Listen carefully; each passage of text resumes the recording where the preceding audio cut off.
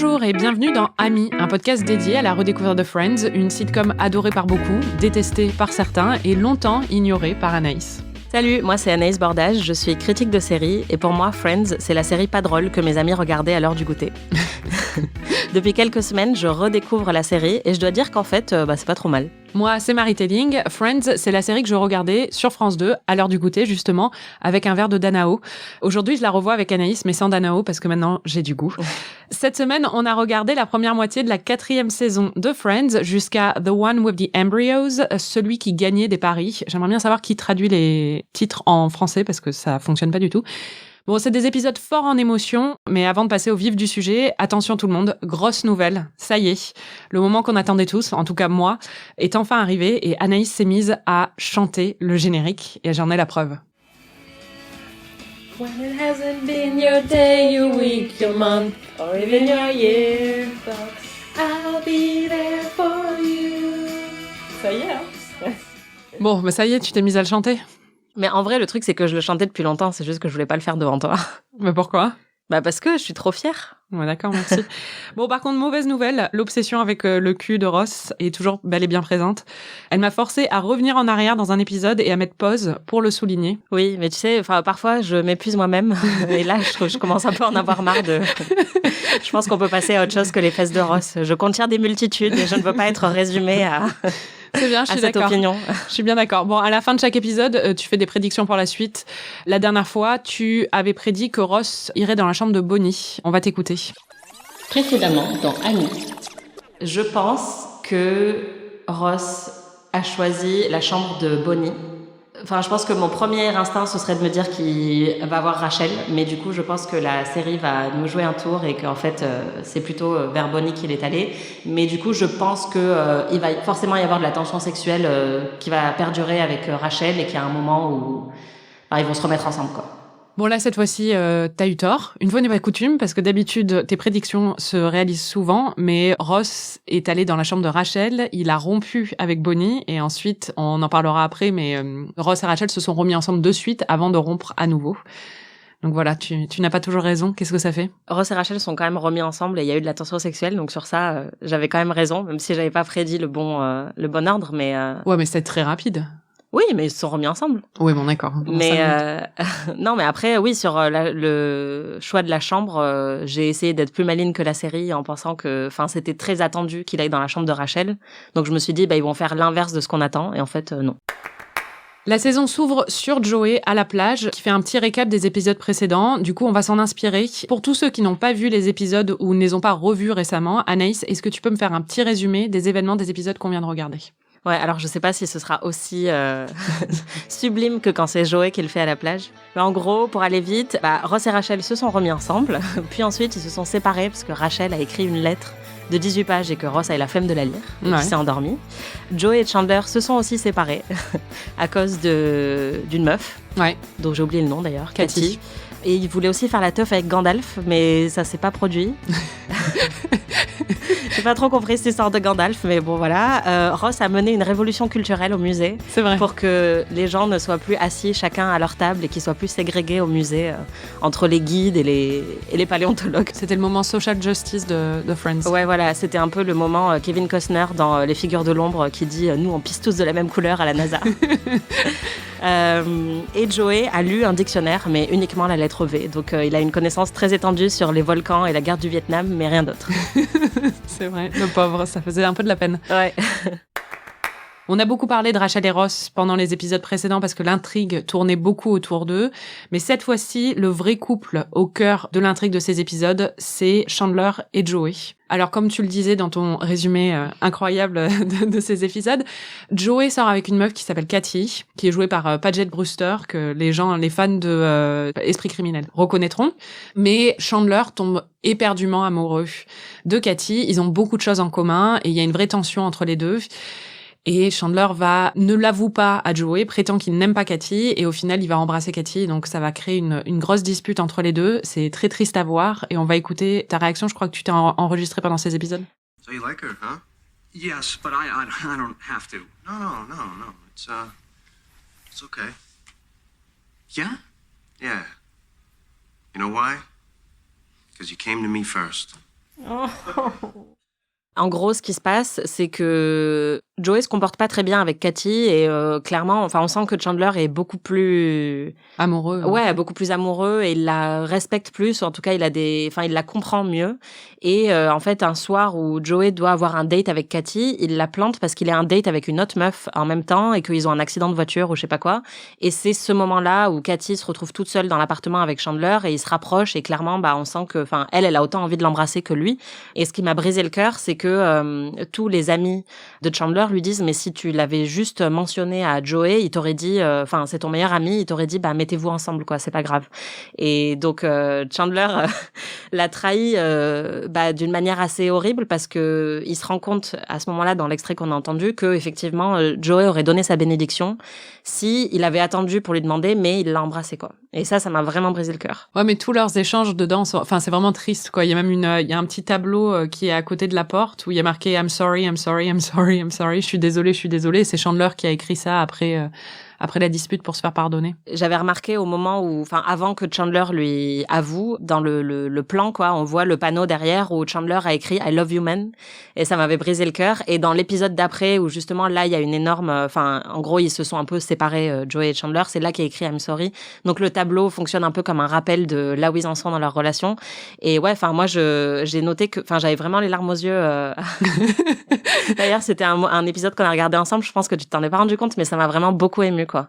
Parce que je trouve que leur amitié, c'est vraiment un des éléments les plus touchants de la série. D'ailleurs, qu'est-ce que tu penses de l'évolution de Chandler? Parce que je rappelle qu'à un moment, il y a quelques épisodes, tu le qualifiais de, je cite, raclure de bidet rouillé. Ouais, là, il est hyper touchant dans ce segment et il est de plus en plus mature et je pense que la raison pour laquelle il m'a agacé au moment où j'avais dit ça, c'est parce qu'il était hyper immature et là, il a une évolution assez fulgurante, je trouve. On voit qu'il a vraiment énormément mûri dans ses relations et d'ailleurs on le voit avec plusieurs relations de couple aussi qu'il a eu, même avec la boss de Rachel, où il devient de plus en plus adulte et notamment quand il achète un cadeau pour Katy, donc la meuf de Joey, qui est hyper attentionné, qui montre qu'il a vraiment écouté tout ce qu'elle lui a raconté, qu'il la connaît très bien, alors que, enfin, c'est même pas sa meuf.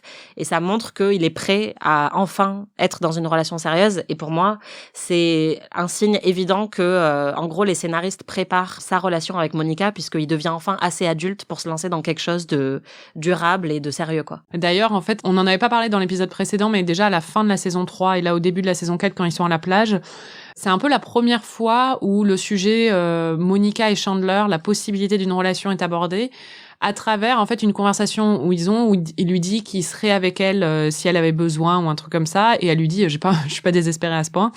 Et en fait, il essaie de la convaincre qu'il serait un super partenaire pour elle. Et c'est sur le ton de la rigolade, mais en même temps, bon, tu le sais parce que c'est un des spoilers dont tu étais au courant même avant de regarder la série, le fait qu'ils vont finir ensemble. Et on sent que c'est déjà les premiers éléments qui sont placés pour ça. Bon, d'ailleurs, dans le même épisode, celui de la plage, Monica se fait piquer par une méduse. Et Chandler doit lui faire pipi dessus pour soulager la douleur. Ça les traumatise tous, mais quand on a vu l'épisode ensemble, t'avais l'air de penser que c'était beaucoup de bruit pour rien. Ça m'a beaucoup fait rire, donc on va t'entendre. Putain, genre 2/3 d'épisode juste parce qu'ils se sont pissés dessus, quoi. Il s'est jamais pissé dessus. Oui, mais imagine si Ambroise te pissait dessus à la plage. Mais no big deal, quand il veut. Qui ne s'est jamais pissé dessus. N'importe quoi. Ça se voit que ces personnages ne sont jamais partis faire une randonnée un peu longue ou ne sont jamais partis au ski ou n'ont jamais été un peu trop bourrés parce que, enfin, sinon, je pense que c'est déjà arrivé à tout le monde C'est bien connu que quand on se fait piquer par une méduse, on se pisse dessus et c'est pas la fin du monde. Alors, bizarrement, j'ai googlé parce que c'est une croyance assez connue, mais apparemment, c'est pas une si bonne idée que ça parce que ça peut renforcer la douleur ou même ça peut infecter ou des choses comme ça. Oui, non, mais c'est juste que dans beaucoup de films... Je le dis pour les fans. Ouais. Ne le faites pas. N'essayez pas ça chez vous. Bon, il faut quand même qu'on parle de Ross et Rachel. Évidemment. Au final, leur intrigue, là, enfin, ne dure que quelques épisodes parce que c'est pas vraiment le couple central. On l'a dit, c'était plus Joey et Chandler pour ces épisodes. Mais il y a eu un cliffhanger à la fin de la saison précédente et donc, comme on l'a dit, Ross va dans la chambre de Rachel. Et là, il essaie de l'embrasser et elle lui donne une lettre qu'elle a écrite de 18 pages où elle déverse un peu toutes ses émotions et tout ce qu'elle veut qu'il sache. Et il n'a pas le droit de l'embrasser ou de faire quoi que ce soit avant de le lire. Et il est 5 heures du mat et il va la lire et il s'endort au bout d'une page à peu près. Et après, il prétend l'avoir lu. Donc forcément... Ouais, et donc il admet... Alors ça, j'avoue que scénaristiquement, c'est assez bien trouvé. C'est-à-dire qu'elle lui dit, mais du coup, j'ai regardé en français, ils ont traduit par « c'est d'accord ». C'est d'accord ? Pardon ? C'est d'accord ? C'est d'accord ? Est-ce que ça l'est ? Et il sait pas pourquoi il doit être d'accord ou pas. Et donc, comme il veut pas avouer qu'il a pas lu la lettre, il dit, bah oui, c'est d'accord. Et après, il se rend compte que ça veut dire qu'il doit admettre tous ses torts. Et donc, c'est pour ça qu'ils se reséparent.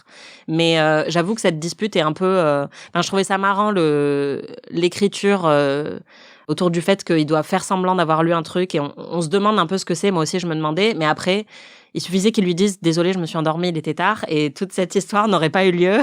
Ouais, mais c'est une sitcom, quoi. Ouais, voilà. Mais c'est vrai que là, c'est un exemple de parfois des disputes qui sont vraiment capillotractées parce qu'ils ont besoin de créer une tension et qui sont allés vraiment très loin pour trouver une cause de rupture, quoi. Parce que là, c'est quand même... Bon, j'aimerais savoir une chose, par contre. C'est si t'aimes toujours autant Ross...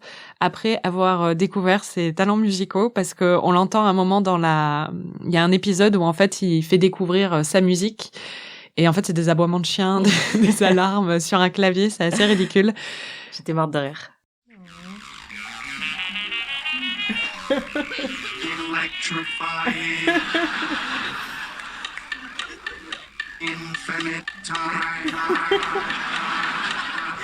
You know, there's a Starbucks about 3 blocks down. He's so inspired. Look at him go. Bon, ça t'a plu, ça? Ouais, bah déjà, je trouve que David Schwimmer est excellent dans ses scènes. En fait, il fait tellement bien le gros nerd, quoi. Enfin, c'est un peu comme les trucs de Phoebe. Plus tu rentres dans l'absurde, en fait, plus ça me fait rire. Et ouais, je suis très cliente. Mais j'espère qu'il va revenir plusieurs fois, en fait, avec sa carrière musicale, parce que pour moi, c'est comme Smelly Cat. Enfin, j'ai trouvé ça instantanément culte, quoi. Mais c'est vrai que David Schwimmer est très bon à la comédie physique, en fait. Il a d'excellentes expressions faciales. Exactement. Bon, est-ce qu'il y a une intrigue que t'as moins aimée? Ouais, bah en fait, tout ce qui concerne la famille de Phoebe me saoule. Et honnêtement, je comprends pas trop pourquoi, mais déjà, même l'histoire avec sa mère, qui est sa fausse mère, ou je sais pas quoi. Enfin, en fait, dès que ça nous extrait un peu de l'intrigue principale qui concerne l'amitié des personnages principaux, ça me frustre parce que j'ai envie qu'on revienne au Central Perk et à des intrigues un peu plus familières. Et le truc que j'aime vraiment pas, c'est tout ce qui concerne son petit frère. J'aime pas ce personnage, en fait. J'ai peur qui profite d'elle d'une certaine manière, je sais pas, je le trouve un peu louche. Et là, bah visiblement, elle compte faire un enfant pour son frère et sa prof. Mais ça t'a vraiment pas plu, hein. Ouais. And then put it into another girl, so we were wondering if you could be the girl that we could put it into. Oh, c'est ça dégoûtant. Ah mais c'est ignoble. Pourquoi? Mais parce que elle va pas avoir l'enfant de son frère. Elle va pas avoir l'enfant de son frère, quoi. C'est dégueulasse. Bon, bah... Voilà. Il se trouve que, elle va avoir l'enfant de son frère. Ouais, et puis en plus, il est très jeune. Il a quel âge déjà? Enfin, il vient d'avoir 18 ans, je crois. Enfin, la saison dernière, il venait d'avoir 18 ans. Donc déjà, on en a parlé la dernière fois, toute l'intrigue avec sa prof, moi, je trouve ça très malaisant. Et donc là, encore plus, et faire un enfant aussi jeune, voilà, je pense qu'il est clairement pas prêt. Il aime bien cramer tout ce qui lui passe sous la main, donc je sais pas, j'espère qu'il va pas cramer son enfant, quoi. Et ouais, vraiment cette intrigue me met très mal à l'aise, en fait. Ouais, juste pour resituer, en fait, la raison pour laquelle ils ont lancé cette intrigue, c'est que Lisa Kudrow, qui joue Phoebe, était enceinte. Et qu'il fallait trouver une façon d'inclure ça dans son personnage, dans l'histoire de son personnage. Et en même temps, je pense pas qu'ils étaient prêts à avoir un des amis ou une des amies avoir un enfant dans la série, en fait. Ouais. Et du coup, ils ont trouvé cette espèce de contournement. Que ce soit un peu genre sans conséquence pour elle en tant que mère, mais en même temps que ça. Mais en même temps qu'elle puisse être dans la série tout en étant très enceinte, quoi. Donc du coup, elle va, mener à terme cette grossesse. On voit qu'elle est enceinte à la fin des épisodes. Ah oui, c'est vrai, j'avais déjà oublié. Donc je fais vraiment un blocage psychologique de toute cette intrigue. Mais en fait, je trouve que je ressens de plus en plus dans les épisodes actuels que les scénaristes savent pas trop toujours quoi faire avec Phoebe. Au début, ça me faisait énormément rire son shtick. Et là, j'ai l'impression que c'est comme quand elle pense qu'un chat est en fait l'esprit réincarné de sa mère. Enfin, je trouve qu'ils vont vraiment très loin dans les scénarios un peu absurdes avec elle parce qu'ils savent pas trop comment l'intégrer à l'intrigue principale du groupe, quoi. Et parce que les autres, ils ont vraiment des duos qui fonctionnent très bien. Et elle, bon, on l'a déjà dit, elle est un peu à part, mais là, je trouve que ça commence à se sentir... Enfin, je trouve que là, ça devient un défaut d'écriture, vraiment. C'est intéressant. Non, mais c'est pas faux. Et je pense que c'est aussi pour ça qu'il y a eu beaucoup de débats autour de Phoebe en règle générale. C'est un électron libre et on comprend pas trop pourquoi elle est là, en fait, par rapport aux autres amis. Et c'est vrai que je disais même, il y a quelques épisodes, il y a eu des théories en ligne sur le fait que c'était un fantôme qui venait les hanter ou en fait, Friends était de la perspective de Phoebe qui imaginait être amie avec ces gens, quoi. Oh. Ouais, c'est super triste. J'aime bien cette théorie. Non, mais après, par contre, toutes les intrigues où elle est vraiment inclue dans le groupe, par contre, je l'aime beaucoup. Et c'est pour ça que je pense que j'aime encore moins les intrigues où elle est un peu détachée du reste du groupe, parce que ça m'intéresse pas. Par contre, j'adore le fait qu'elle prenne vraiment en main, parfois de manière très mature, les problèmes de ses amis. Quand Monica n'ose pas demander à son employeur d'être payée, elle lui dit non, mais c'est bon. Enfin, moi, un des premiers trucs que j'ai fait après l'enterrement de ma mère, c'est de payer le traiteur. Donc, j'y vais et elle va harceler la veuve. Elle dit excusez-moi, madame la veuve, il faut nous payer. Et là, je l'admire beaucoup et je la trouve hyper drôle et j'aime beaucoup quand elle joue un peu le lien entre les autres amis et qu'elle joue un peu la voix de la raison aussi, tout en étant hyper faux folle. Mais dès qu'elle s'éloigne un peu de ça, ça m'intéresse plus.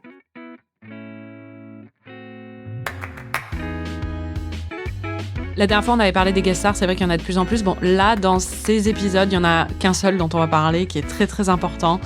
C'est Michael Vartan, qui est le neveu de Sylvie Vartan, qui jouait aussi dans Alias. Qui joue Michael Vaughn. Voilà. Un de mes premiers crushs d'adolescence. Les miens aussi. Et j'ai voulu regarder cet épisode avec toi parce que je savais que tu allais réagir extrêmement fortement à son apparition. On va t'entendre. C'est pour ça que je voulais le voir avec toi. Oh mon Dieu. Bon, t'étais très contente, là. Ah ouais, grave. Même si, je le trouve beaucoup plus beau dans Alias, mais ouais, j'étais trop contente de le voir. Bon, il joue le fils de Richard, qui était l'ex de Monica, qui était joué par Tom Selleck.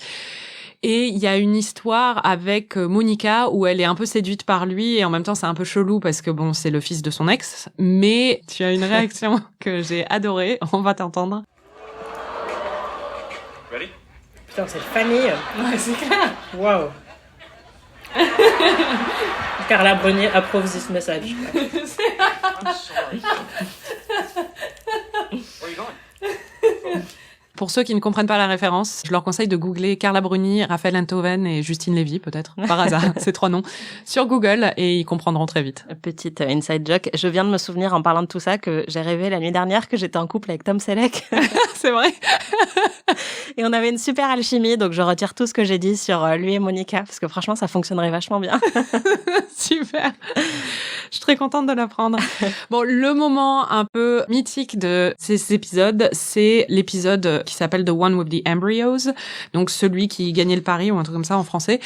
C'est souvent classé comme un des meilleurs épisodes, voire le meilleur épisode de la série. Je sais pas ce que t'en as pensé, est-ce que t'as aimé ou pas? Ah ouais, c'était génial. Après, j'étais extrêmement angoissée parce que moi, je parierais jamais mon logement. Oui, pour resituer, en fait, les filles, donc Rachel et Monica, font un jeu contre Chandler et Joey où ils parient qu'ils se connaissent les uns les autres mieux que les autres. C'est pas très clair mon explication. Non, ils parient qu'ils se connaissent très très bien, quoi. Voilà. Ils connaissent un peu les secrets les plus que les intimes. garçons connaissent les secrets des filles et les filles connaissent les secrets des garçons. Donc Ross prépare une série de questions et entraînée dans sa frénésie de compétition, Monica décide de parier l'appartement. Enfin, c'est Chandler qui le suggère, mais elle est OK. Et perdre l'appartement. Et ça t'a beaucoup stressé ce moment. Ouais, et d'ailleurs, je vais me confesser encore une fois, mais littéralement, là, c'est vraiment une coïncidence. Juste après qu'on ait vu cet épisode, j'ai écouté un autre podcast qui parle de série, The Watch, et dans lequel ils ont parlé de cet épisode, et ils ont dit, ah oui, en plus, ça dure toute la saison où les filles habitent dans l'appartement des garçons après. Donc, j'ai été spoilée. Ah mince. Voilà. Et c'est ouf, juste au moment où on a vu cet épisode, juste après, ils ont parlé de ça. Bon, du coup, on s'est dit qu'on allait faire un quiz, nous aussi, pour voir si on se connaît vraiment bien. Ça va être un massacre. Ça va être un massacre. Donc, chacune a préparé des questions sur elle-même pour l'autre, parce qu'on n'avait pas de Ross qui nous connaissent aussi bien l'une et l'autre qu'on se connaît l'une et l'autre.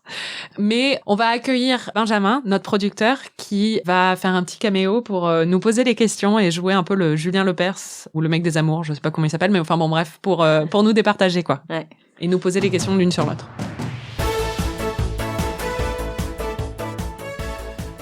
Bonjour Marie, bonjour Anaïs. Salut.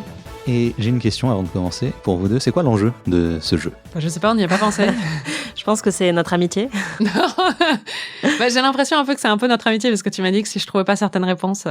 Bah non, mais moi j'ai vraiment très peur qu'on se rende compte qu'en fait on ne sait pas du tout des trucs l'une sur l'autre et que, je sais pas, on vit dans le mensonge depuis des années. Moi j'espère qu'on ne sait encore pas des choses l'une sur l'autre parce que ça veut dire qu'il y a encore des choses à découvrir parce C'est qu'on vrai. parle tellement que ce serait bien qu'on ne sache pas certaines choses. Mais est-ce que tu seras pas déçu si par exemple je trouve pas la réponse à certaines questions, tu te dis putain mais ça quand même elle devrait le savoir quoi. Non, je pense pas. Non, je pense pas. Toi, oui, par contre. Oui. Déjà, il y a une grosse différence dès le C'est départ. clair. On va commencer par poser une question à Anaïs, du coup. Oh là là, j'ai trop peur. Je suis encore plus stressée que devant l'épisode. Anaïs, quel bruit donne envie à Marie de s'arracher les oreilles ? Les bruits de mastication. Oui, bravo. C'était trop C'était facile. facile, mais on commence tranquillement. Ouais. Marie, dans la catégorie interaction avec les autres, quel est le truc qui énerve Anaïs le plus ? Quand on l'écoute pas. T'es pas loin, Ça peut compter aussi. Je pense ça qu'on compte, peut le ça compter, compte. ouais. Elle a écrit qu'on me coupe la parole. Ah putain, c'est vrai. Putain, ça c'est un message à moi, quoi, directement. Non, C'est-à-dire. mais en vrai, j'ai hésité entre les deux réponses. Anaïs, comme tu le sais, Marie a beaucoup déménagé quand elle vivait à New York. Combien d'appartes elle a occupé ? Si tu trouves ça, je vais être très impressionnée. Je dirais 7, Non. Plus. 9. Ouais, 9 est la bonne réponse. Ouais. Pas loin. C'est, ouais. 9 Il y a une, en combien une de question temps follow-up. En combien de temps 9 en 7 ans. Ouais, c'est Il y a pour ça une que j'ai question confondu les deux. follow-up. Est-ce que tu connais les raisons de ces déménagements ? Est-ce que tu peux en donner 2 ? Oui, mais j'ai le droit de... Ouais, vas-y. Bah déjà, une rupture Ouais. et des cafards. Oui, c'est vrai, bravo. Il y avait aussi pas de chauffage ou une coloc timbrée. Dans Ouais. Marie, quel est le film qu'Anaïs a vu 5 fois au cinéma pendant une semaine ? Drive. J'ai même pas eu le temps de Film finir la avec question. Ryan Gosling. C'est en plus l'année où on s'est connus et j'étais là, c'est bien. J'ai Ouais. trouvé quelqu'un d'aussi obsessionnel que moi. Anaïs, Marie a lu ce roman du 19e siècle une bonne dizaine de fois. Duquel s'agit-il ? Jane Eyre. Non, l'autre. Jane Eyre, je l'ai pas lu plusieurs fois. C'est Orgueil et Préjugés. Ah oui, Orgueil et Préjugés, putain. Ah, oh là là. Je savais que Marie, c'était... Marie prend la main. Je savais qu'il y aurait une question sur l'un ou l'autre, mais... Marie, quel est l'album préféré d'Anaïs ? Waouh, j'ai la même question pour moi. Alors, l'album préféré d'Anaïs, ça c'est très dur. Ah si, je sais, Lou Reed, mais lequel, je sais pas le titre, en fait, c'est celui où il y a Perfect Day et Sunday Morning. Non, Sunday Morning, c'est Non, ça c'est Velvet Underground. Ouais, mais enfin bon, bref, c'est celui-là, quoi. Ouais, c'est Transformer de Lorraine. Voilà. Anaïs, quel est l'album préféré de Marie ? Ziggy Stardust de Bowie. Oui. Il y a Bravo. des questions, il n'y a pas d'hésitation, et ça, c'est très appréciable. Marie, je connais la réponse à celle-ci. Quand Anaïs est au travail et qu'elle est fatiguée, quel est le signe ?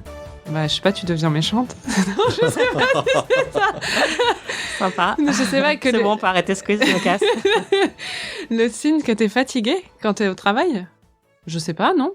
Attends, le signe... Bah, je sais Ça, pas. tu devrais le savoir. Bah non, je vois pas. Anaïs ? Ah bah, je me mets à chanter. Ah, c'est quand t'es fatigué que tu te mets à chanter ? Bah oui. D'accord, moi j'ai l'impression que tu chantes tout le temps, donc... Oui, mais quand je suis au travail et que je me mets à chanter genre certaines chansons, c'est généralement un signe que je suis au bord du burn-out. Ah d'accord, bon, désolé. Tu le sauras pour la prochaine fois. Non, mais en tout cas, je retiens qu'elle pense que je suis très méchante, alors que toi aussi, t'es très méchante Bah quand je t'es sais, je fatiguée, suis très donc- très méchante quand je suis... Putain, c'est vraiment... c'est comme moi les amours, où ça vraiment, ça se finit C'est en, clair. en dispute. Anaïs, Marie a fondu en larmes devant tous ses collègues quand elle a rencontré un acteur anglais. Qui est cet acteur anglais ? Patrick Stewart. Non, l'autre. Ah putain. Ah merde, comment il s'appelle l'autre?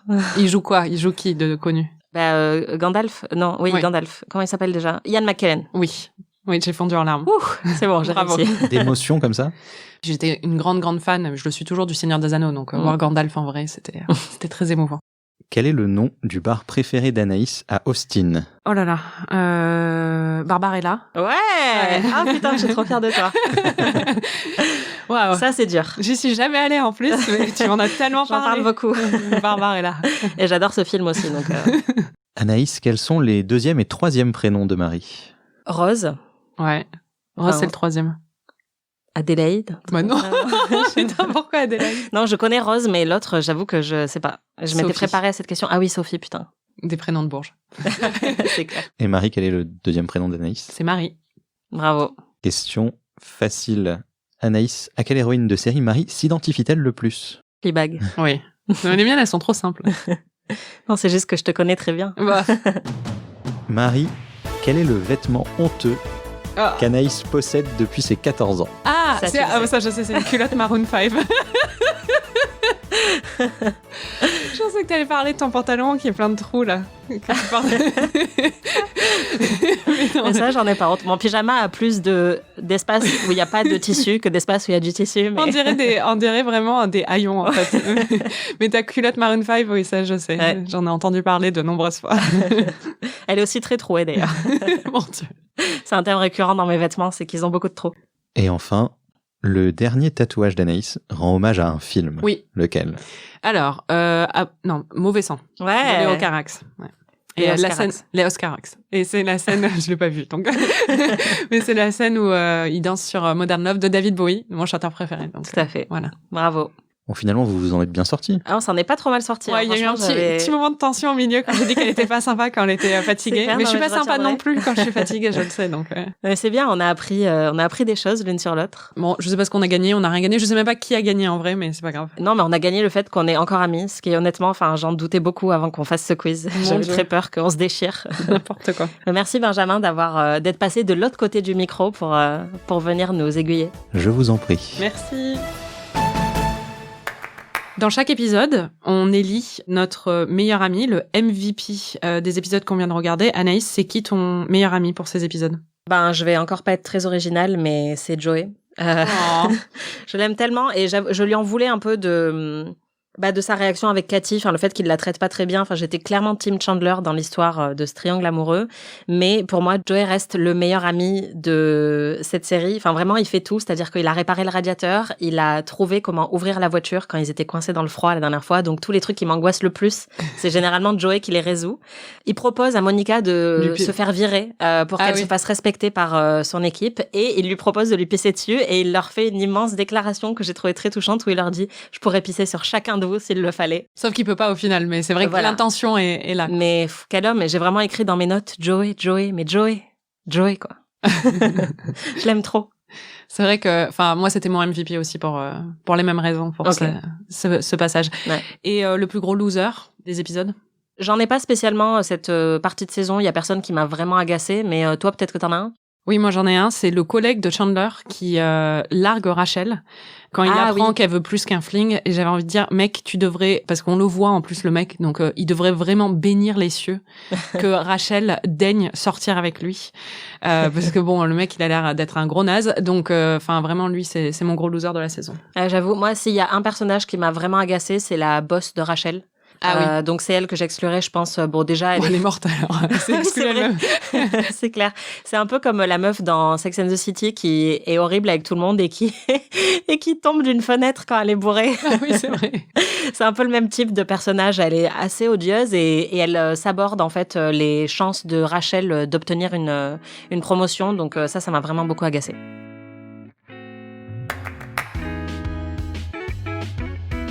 On passe aux prédictions. Anaïs, à chaque épisode, je te demande ce qui va se passer dans les épisodes suivants. Alors là, on arrive à la fin de la saison 4.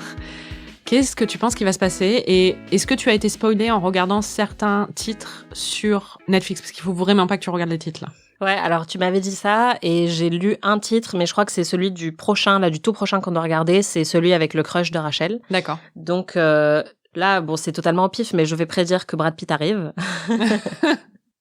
Parce qu'en tout cas moi c'est mon crush et c'était le crush de Jennifer Aniston, donc je sais pas, on peut espérer que ce soit lui. Et après on arrive à la fin de la saison 4 et donc on va passer à la saison 5 et je dois imaginer que s'il y a un cliffhanger à la fin de la saison 4, que ce serait sans doute le fait que Monica et Chandler se mettent en couple, que du coup on doit attendre la saison 5 pour voir un peu ce qui va se passer. Je sais un peu comment ils se mettent en couple, enfin je me souviens plus exactement, mais j'ai vu des scènes et je crois qu'ils sont dans un lit et qu'ils doivent se cacher, enfin genre en gros ils viennent de coucher ensemble, un truc comme ça, et les autres les découvrent, et je crois que c'est au moment où Phoebe dit my eyes, enfin je sais plus si c'est ça, mais je crois qu'il y a un truc comme ça. Et après du coup je me suis aussi fait spoiler que visiblement les garçons et les filles qui ont échangé d'appartement, que ça allait encore durer un petit bout de temps.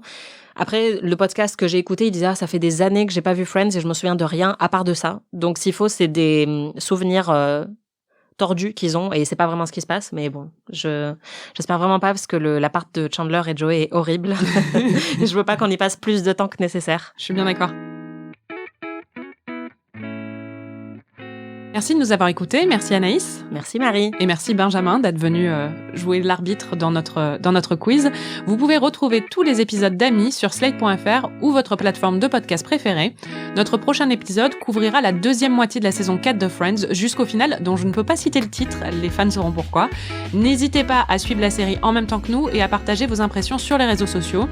Et si vous êtes fan de séries, vous pouvez aussi écouter notre autre podcast, PIC TV, où on analyse l'actualité des séries. Si vous avez aimé cet épisode, vous pouvez nous laisser 5 étoiles et un petit commentaire, ça nous fait toujours très très plaisir. À bientôt pour de nouvelles aventures, et là ça va être très très excitant, parce que c'est là... J'ai trop hâte.